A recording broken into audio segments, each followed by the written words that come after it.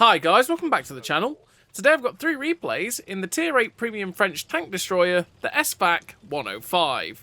Now if you do like the video as always, don't forget to like and subscribe down below as it really does help out the channel. And yes, the SFAC 105, which is freely available in the Banners of Valor store currently in 2026, same as it was last year. And it is one of the best tank destroyers you can pick up at Tier 8. In fact, it's pretty overpowered, quite honestly. It's one of the best win rates, one of the best damage outputs for a Tier 8 tank, which is pretty mental. And it's pretty bad that it's got those kinds of stats as well, in the fact that usually tanks that loads of people get for free don't generally do that well. So for this thing to basically chart top, probably says a lot about the SFAC 105, quite honestly. It is an absolutely mental tank. It's got really good camo. It's got 2 really good guns, although at times it can be a bit derpy after the current equipment changes, but generally they're still really quite nice. You got the double barrel capacity of it, which means you hit as hard as that. You got great penetration, you've got good mobility, you've not really got very much view range, to be honest, and there's 2 different ways to set up for view range. You can either play optics, which you're going to see in the last 2 replays, because that's generally the way I was playing it, but then you'll also have the binocs setup, which is what we're doing in this first replay, which, to be honest, is probably going to be the better one for most people, because it pumps your view range up to 480. But on the whole, the SFAC 105 is a very, very good tank destroyer, because you've got the ability to double barrel by pressing left on the D-pad, which can then pump your alpha up to, what, 780 in 2 shells in a salvo. But it's also the Soviet double barrel system. Obviously not a French tank destroyer, but oh, poor Giro. Yeah, it's the Soviet system, not the British. So the British, naturally, you can only fire single shot when both guns are loaded. This acts like the Soviet ones, where you can fire even if you're not loaded with both guns, which means at times, if you think you're going to have the opportunity to fire 3 shells in a row, you're better to fire 3 shells in a row than you are to double barrel, because that will actually push out that damage that little bit faster than just doubling all the time, because of the fact that you have a lockout when you double barrel before it will actually start fully reloading the guns again. So that you get worse DPM if you just keep double barreling, essentially.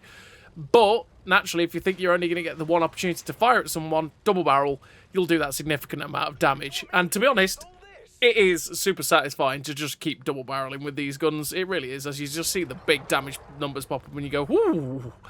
But yeah, the SFAC 105 is one of those that is definitely a very strong overperforming tank destroyer. And to get the sort of statistics it has, where it tops the charts with the damage, with the win rate, stuff like that for a Tier 8 tanks, and most people got it for free last year, says a lot about the SFAC 105.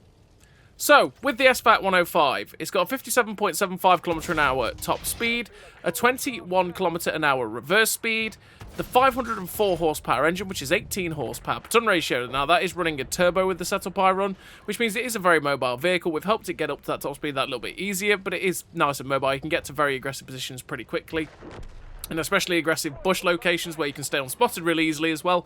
It's pretty handy to be able to do that in the SFAC. You got a 20% internal fire chance, which is on the high end of fire chances, and yet this thing does like getting set on fire if it takes a hit, so you do have to be careful of that in the SFAC 105. The fire chance is high. You got a 37.89 degree a second hull rotation speed with a 22.95 degree a second turret rotation speed. So this vehicle does turn pretty quickly on its tracks, which is nice. It traverses left and right pretty easily, but its turret traverse is poor at 22 degrees a second, which is not uncommon for turreted TDs. Generally, turreted TDs have poor turret traverse, and this tank is not unlike that. And add to the fact that you don't actually have a fully traversable turret, and I've just seen it. Nice! This tank has 69 degrees to the left and 69 degrees to the right. Giggity goo, as it can only look that way, that far to the left and right. It's not got a fully traversable turret. Nice. As I finished that first game there with a very average game for the tank in a very nice matchup as well. But yeah, nice. That's caught me off guard. But there we go. You've got 1.82 on soft, 1.05 on medium, and 0.96 on firm, which means the terrain resistances aren't too bad for this vehicle. Again, they don't really hold the tank back too badly. 270 metres of still concealment with 321 metres of on-the-move concealment, which means your on-the-move concealment is far, far worse than your still concealment. So if you do move the tank, bear that in mind that you're more likely to get spotted quite easily with that. but it's still pretty solid, and 270 is very, very good. Now, if you were to drop the turbo, and just because you're still pretty quick anyway without it, and run something like the low noise exhaust, you would get the on-the-move concealment down to 293, which would still be fantastic, making you very hard to spot even when you're on the move. But again, plenty of different ways to kit it out. So, yeah, your camo is very, very good. 480 meters of view range when you get the binocs set up. If you don't run the binos and you run optics instead, like you're going to see in these second two replays, and the reason I didn't run the binos in these second two replays is because I do play quite aggressive. But if we're in a situation like this, it would be quite handy to have the binos because you can spot tanks really easily with the binos up. Because you do have 480 meters of view range, whereas with the optics, you have 440, which means you don't get above that 445 meter spotting cap, and yeah, 440 is a lot worse than 480. So I think for most people, when I say I'm going to suggest run binos, I would say just run binos. I don't run the improved concealment because I like having the really good 270 meters of still concealment at all times when we are stationary. We don't, basically the moment we stop, we have that 270 meters of still concealment. We don't have the problem of running the camo net and having to wait for 3 seconds for it to activate before we get that camo. And then naturally as well, that does also make your on-the-move concealment better as well with having the improved concealment. But yeah, camo net is also an option when you're on stationary positions like you're seeing me farm away from here on Sand River. But you've got a 1.37 accuracy during rotation on this 105mm gun, which you've got 2 of, actually, and a 5.34 accuracy during movement. So as a pair, atrocious. Absolutely awful. Not, again, not uncommon for TDs. Generally, the accuracy during movement for a lot of TDs is awful like that, and it is absolutely shocking, which means the aim circle becomes massive on this vehicle, and you've got to wait for it to aim in. But the thing is, you have a 1.63 second aim time, which is phenomenal. And that means that it doesn't matter the fact that the aim circle becomes massive, it aims in really quickly. You're not really bothered in that regard because of how fast this gun aims in.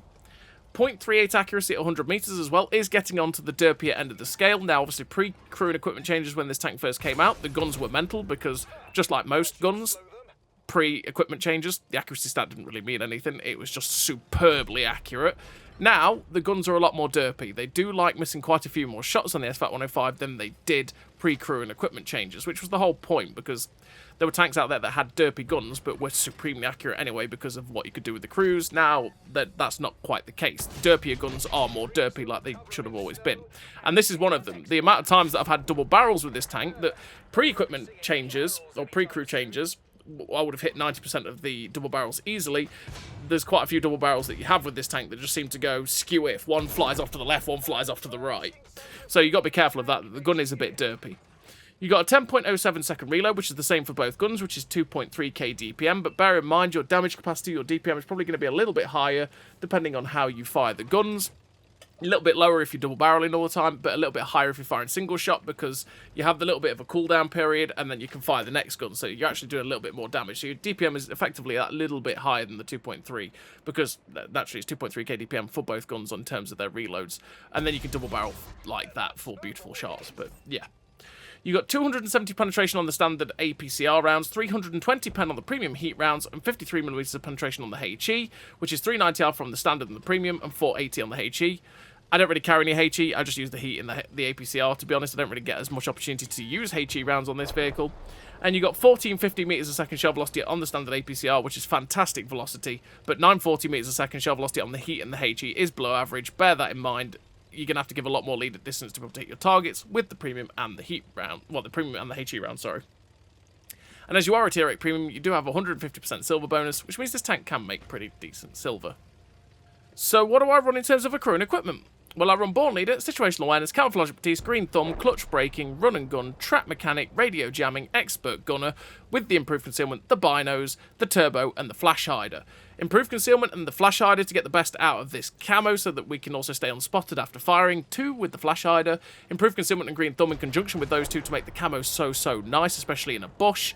Expert Gunner to increase the chance of doing module damage by 6%, as well as decreasing the effective distance on our penetration by 25%, which can be handy with the APCR rounds, as well as the fact that we double barreling people, more likely to do Armour Axe or damage engines, fires, that sort of thing.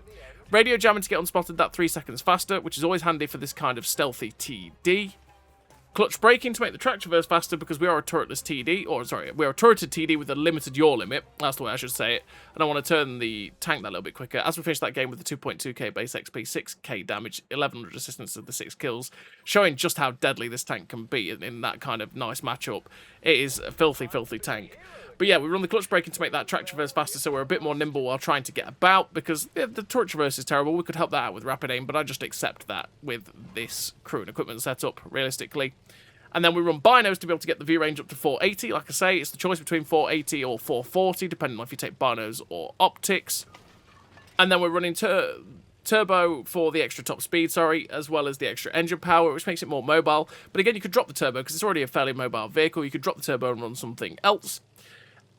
And we also run the run and gun to get the accuracy during movement down as low as possible, so that the aim circle doesn't bloom out as horrifically as it would without it. But your aim time is fabulous again, so that you could think about not even bothering with the run and gun and just go with the fact that it's going to be massive bloom on this vehicle, and then, you know, accept that and try and help something else out with the crew. And track mechanic, by the way, as well, because this thing does, because it's a rear-mounted turret, and the amount of times we do poke over ridgelines like we are now, the amount of times this thing gets tracked straight away is all the time. So if I've already burnt the repair kit, it's nice to be able to get the tracks back on faster with track mechanic and get out of dodge. Oh, hello, Mr. Patchat12T. Goodbye, Mr. Patchat12T. I'm not sure that guy meant to do that. I'm not sure that's what he had planned. But there we go. So we're now on to this third replay here in the SFAC 105, and we've gone from two nice matchups to the worst matchup we could see, which is very tier 10 game. And to be honest, the SFAC 105 doesn't care. Yeah, it just doesn't. It's got a tier 10 gun. Not the alpha of some of the tier 10 tank destroyers, but it's got a tier 10 medium tank gun, realistically. It's got the ability to hit with the kind of alpha that tier 10 tank destroyers have, you know, the 780 if you hit both and pen both, which you can do most of the time because this gun has very, very good penetration. You've got very, very good camo, which can rival a lot of the vehicles at tier 9 and 10 as well. Gun handling is a bit wonky at times, and your mobility is very, very good. It's up there with a lot of the stealthy tank destroyers, and it can play the same as a lot of the stealthy tank destroyers that even occupy tier 9 and 10 spaces. So this tank doesn't particularly care about being in that bottom tier kind of matchup, because it will still thrive in that, and sometimes it will do even better because there's a lot more HP for it to be able to farm up, and because its camo is so good, it can spend a lot of situations where it won't even get spotted if it fires, or even spotted moving to position like we did there. We weren't even that far away from that chieftain, and he just did not see us pull into position as we poked over, shot him through the lower plate and finished him off. We're up to 1871 damage with a fair bit of assistance damage at this point, because we are spotting these guys as we poke over. But I do kind of wish I had the binos at this point as well, as we're going to double barrel the OHO there to finish it off. Because if I'd had the binos, I could have pulled into that bush, set up for 3 seconds, got the 480 view range, and I might have spotted things that were camping at the back around C8, C9 as well. Or just been able to get better resistance damage in that way, you know, been able to spot my targets a little bit easier. So again, it's where you have that trade-off between running the binos or the optics. And like I said, the reason I didn't run binos for a wee while and run optics is because I do play very aggressive. You see in the last replay, you see it in this replay, I'm always on the move. I'm always moving about, trying to find ways to get shots at people. So I just felt that I wanted to be able to have the best camo on the move at all times, or the best camo I could get at all times, essentially, whether on the move or still, and not have to wait for it to set up, which is why we run the improved concealment as opposed to camo net, and I ran optics to be able to get the best view range I could possibly get at all times without going, okay, I'm blind until I set up. Because naturally, if you do run binos, your view range is only 400 meters. So if you're on the move, or you do move a little bit, you are really going to struggle to spot people. Which is why I like the optics, because that extra 40 view range while on the move and at all times makes it so you can spot people if they get quite close to you, whereas you're a lot less likely to spot them without the binos. Or should I say, without the optics when you've got binos on. There we go. That's the way. Well played, brain. So, currently, we're up to 2.8k damage with 1800 assistance, and I really want to get rid of this Tiger 2. That was close, Mr. Artillery. There's no need for that. But I really want to get rid of this Tiger 2. So I'm trying to take an angle where I can just sort of half side scrape out, use the 69 gigabit yaw limit to be able to get this turret poking towards the Tiger 2, drive out, spot him, double barrel him, get rid of him. Because currently the position I want to keep taking is getting proxy spotted by Mr. Tiger 2. So we're pulling back until we find him. We do find him, go for the double barrel, Wasn't the most fully aimed shot in the universe, but that's the kind of thing I'm talking about with the SFAC with the guns these days. One shot went into the driveway of the Tiger II, which was fantastic. The other one shot off completely the opposite direction. And unfortunately for me, I got spotted there, which means I got fairly lucky, to be fair, because their SFAC didn't manage to double barrel us. He only got one shot off, and then we took a hit from someone else at the back. We go for the shot into the T-54E1 with that shot, and that is what I'm talking about with the gun. Pre-crew and equipment changes, most of the time, that would have hit. That one went straight to the left and missed the T-54E1 in the only spot it could have done. But again, you've got pretty poor accuracy, realistically, on this SFAC 105, so that's the kind of shot that should be missing. But we're up to 3.8k damage now, and I've just got to be patient because I've lost all my hit points. I don't have any hit points to play with anymore. The likelihood is the next shot that hits me is going to shut me down. So I've just got to be patient, wait for my team to be able to try and find some targets so I can get them. I can't really go for the Tiger II because we took a hit from something at the back, which I'm expecting to be something like the Panzerjäger or something in that regard, because they were hitting me from the hill at C90. But we see the T-54, which is going in on our friend. We get the double barrel out, put the double barrel into the back of him. Now, again, I could have gone single shot, single shot, single shot, and killed that guy a little bit faster. But I felt like putting the double barrel into that T-54, making him a one-shot so that my teammate could then just finish him off and maybe not lose too many hit points. We're up to 4.6k damage with the 1800 assistance. There's a heavy tank, a TD, and the artillery. So I'm going to pull into my bush, get ready to be able to double barrel again. And there we go. We've got the T92. We double barrel the T92 straight in, putting us up to 5.4k damage. There's the T-54E1. We switch back to single fire, because remember, you press left on the D-pad to get single fire or double barrel. The T-54E1 drives out. We get the tracking shot there into the T-54E1. Unfortunately for me, he repairs, though. But he drives back out straight into the open. We'll be able to get the kill shot here. We do, picking up our 5th kill of this game, nearly up to 6,000 damage in a tier 10 game, which is lovely. Leaving just one tank left alive, which is the Panzerjäger, which we're assuming is up in the corner at C0. So we're just going to go chasing towards him, hopefully getting there to maybe double barrel him and just pick up a bit extra damage, because we could be near to 7k if we hit this double barrel. We get spotted, we see him, aim it up, and we fire too high. We fired that a little bit too high as he was rushing down the cliff. And unfortunately for me, on the move, his aim circle must have been as big as a pineapple. And unfortunately for us, he ends up hitting us on the move and killing us. But then he does get shut down by the UDES 03. And we finished the game with a really nice total, realistically, for the SFAC 105 in a tier 10 game. 5 kills, nearly 6,000 damage, 2,460 base XP, 2.4k assistance. So, I mean, that's what, 9.5k combined for a tier 8 tank destroyer? Ace tank of the high caliber. Very great game for the SFAC 105, which is an OPTD, quite realistically. It is an amazing tank destroyer. It does what it does, and it's currently available for free in the Banners of Valor store for flags. And like I say, I'm trying to get all of these tanks that are currently available in the Banners of Valor store covered, so that you know what you can go get for flags, and you know the capacity of these tanks that you're probably going to be seeing flood the matchmaker in the coming weeks. So as always, everybody, thank you very much for watching. I'll see you next time.